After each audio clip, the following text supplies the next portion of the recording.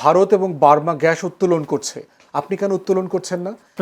আপনি বলছিলেন যে আসলে সরকার বিরোধী দলকে ডাকেনি, ওনার প্রশ্ন কিভাবে ডাকবে? আপনারা সচিবালয় ঘেরাও করে সচিবালয় গেট ভাঙতে গিয়েছেন, বিদ্যুৎ এবং গ্যাস খোদ নালে গদি ছেড়ে বিরোধী দেয়। দলীয় প্রধান তাহলে নেতা। এই ক্ষেত্রে আপনাদেরকে কেন ডাকবে বিরোধী সরকার বিরোধী দল? আপনারা তো সহযোগিতার হাত বাড়াতে চান এবং সচিবালয় গেট ভাঙতে গিয়েছেন। দেখেন, এবং সেই সাথে আরেকটা কথা বলছেন যে আপনারা পাকিস্তানের করাচির এক্সাম্পল দিচ্ছেন, দিল্লি, নিউ ইয়র্ক, ওখানে প্রাইভেটাইজেশন হয়েছে, সেখানে তো এক্সাম্পল দিচ্ছেন না, সেখানে তো সফল হয়েছে। সিভিক রয়্যাল রিসর্ট কিনুন আভিজাত্য, নিশ্চিত করুন ভবিষ্যৎ।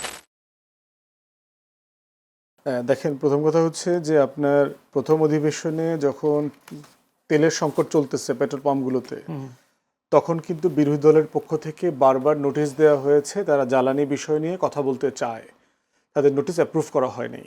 তাহলে এখন যখন মানে পার্লামেন্ট থাকে, আপনি তো অযাচিতভাবে শুরুতেই তো রাস্তায় নামবেন না।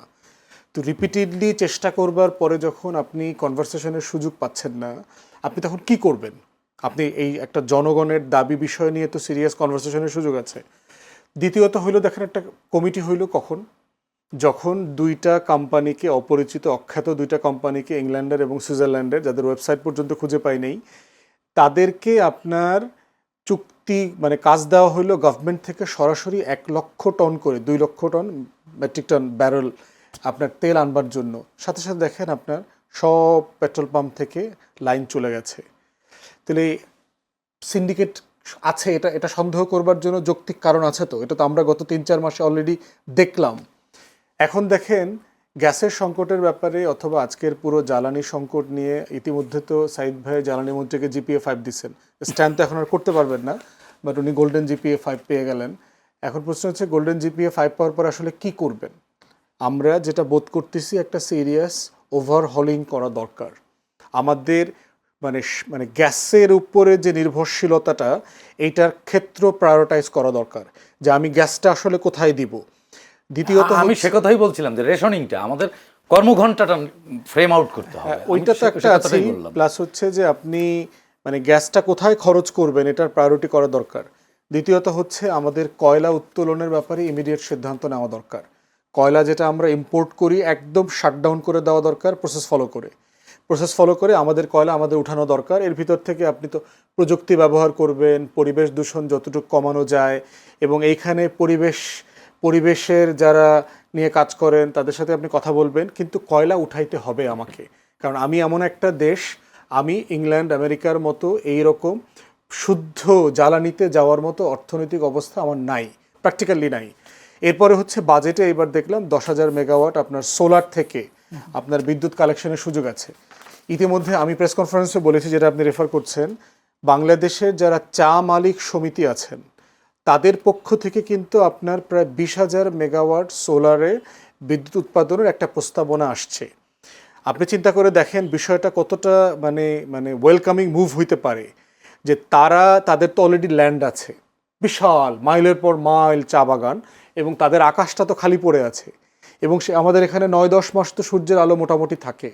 তাহলে তাদের সাথে যদি আমরা এই চুক্তিতে আসতে পারি যে আপনি সোলারে যাবেন, তারা ইনভেস্ট করবে, তাহলে প্রাইভেটাইজেশনটা আপনার কোথায় প্রায়োরিটি দেওয়া দরকার? আপনার গ্যাস প্রায়োরিটাইজ করা দরকার, তেল গ্যাস আমদানিকে বেসরকারি খাতে দেওয়া দরকার, না যেখানে আপনি শতভাগ সেক্টর প্রাইভেটাইজ দায়িত্ব নেবে আপনার দেশের লোক, নতুন প্লেয়ারদেরকে আপনি এখানে আনবেন, কোনটা করবেন? তাহলে এইটা নিয়ে কেন মাতামাতি নাই? কারণ আপনি সংকটটার ফোকাসটা কোথায় দেখছেন, খেয়াল করতেছেন? গ্যাস নাই, টার্মিনাল নাই। মানে আপনি দেখবেন যে টোটাল ক্রাইসিসটাকে 1-2টা চোকিং পয়েন্ট তৈরি করে। চোকিং পয়েন্ট করলেই সারা দেশের মানুষের ভিতরে একটা মতামত তৈরি হয়, আচ্ছা তো আর একটা টার্মিনাল করতেছে না কেন? আচ্ছা তাহলে গ্যাসের জন্য নতুন কোম্পানিকে বেসরকারিকরণ অমুক কোম্পানি তমুক কোম্পানিকে দিচ্ছে না কেন? এই মতামত তৈরি করা হয়, এইটার একটা পলিটিক্স আছে। তাহলে আমরা বোধ করছি, যেহেতু আমরা পরিবেশ বান্ধব এনার্জিতে মুভ করতে চাই, আমাদের দেশের সামার টপিক্যাল কান্ট্রি, আমার 9-10 মাস সূর্য আছে, চা শিল্পের সাথে জড়িত তাদের সাথে বসেন। একইভাবে দেখেন যারা রিনিউয়েবল এনার্জি নিয়ে কাজ করেন, তাদের অ্যাসোসিয়েশন আছে, তাদের ব্যাপারে গত বছর অন্তর্বর্তীকালীন সরকারের সময় আমি ব্রিফিং করেছিলাম। তারা ওয়ার্ল্ড ব্যাংকের সাথে একটা প্রজেক্টে হাত দিয়েছে। ওয়ার্ল্ড ব্যাংক যমুনার চরে আপনার 1 থেকে 10 বিলিয়ন ডলার পর্যন্ত ইনভেস্ট করবেন, এবং সেইখানে তারা সোলার প্যানেল বসায় দিবে, এবং এমন উচ্চতায় বসাবে এবং এমনভাবে গ্যাপ রাখবে যেন নিচে ফসলের জমি নষ্ট না হয়। মানে ওই চরের ভিতরে আপনি গরুর খামার করতে পারবেন, মহিষের খামার করতে পারবেন, চাষবাস করতে পারবেন, আবার উপর থেকে আপনি সোলার পাবেন, যেটা মিনিমাম 10 থেকে 15,000 মেগাওয়াট চায়নাতে আছে বিদ্যুৎ। একদম, জি। এটা এই জিনিসগুলো আছে। তাহলে সেই প্রজেক্টটাতে আপনার আমলাদের কোনো আগ্রহ নাই, দেখবেন এই প্রজেক্টগুলো আলোচনাতে নাই, এবং সরকারের কোনো টাকা খরচ হবে না এখানে।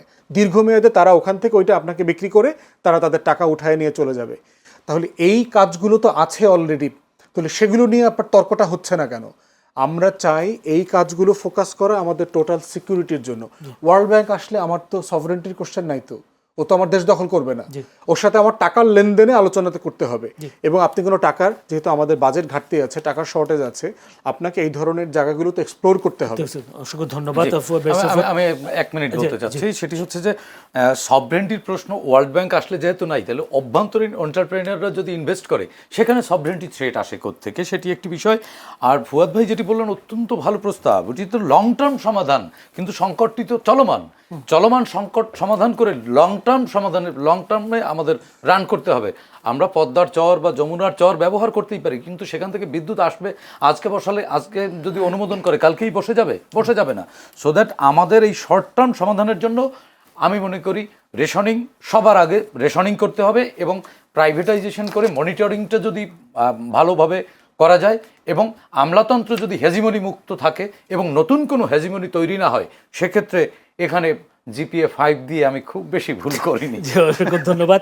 ব্যারিস্টার ফুয়াদের কাছে একটা প্রশ্ন, বা উনি একটুখানি বলবার চেষ্টা করেছেন যে বিদ্যুৎ দেখে যে নইলে যদি ছেড়ে দেয়, সচিবালয়ের গেটে আমরা দেখেছি উনি বলছেন চরথাপ্পরের একটা ঘটনা ঘটেছে, এগুলো নিয়ে বেশ ট্রল হচ্ছে।